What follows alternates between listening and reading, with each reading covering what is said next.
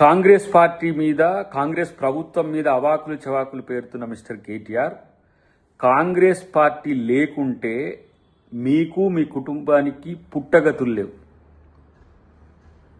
ఆ రోజున తెలంగాణ ప్రజల కోసం కాంగ్రెస్ పార్టీ తెలంగాణ ఇవ్వాలనుకున్న పరిస్థితుల్లో 2004లో మీతో పొత్తు పెట్టుకున్న తర్వాత మీ పార్టీకి భవిష్యత్తునిచ్చింది కాంగ్రెస్ పార్టీ.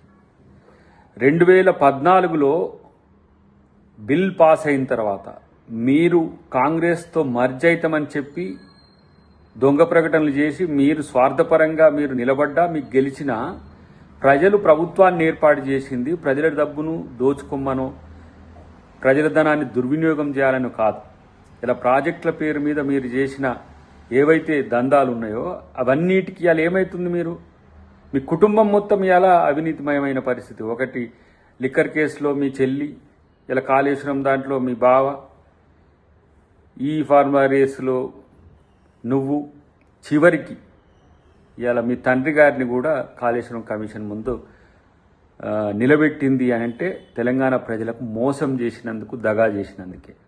కాబట్టి కాంగ్రెస్ పార్టీ మీద ఇష్టం వచ్చినట్టు మాట్లాడాలనుకుంటే ప్రజలేమీ ఆలోచన లేకుండా లేరు.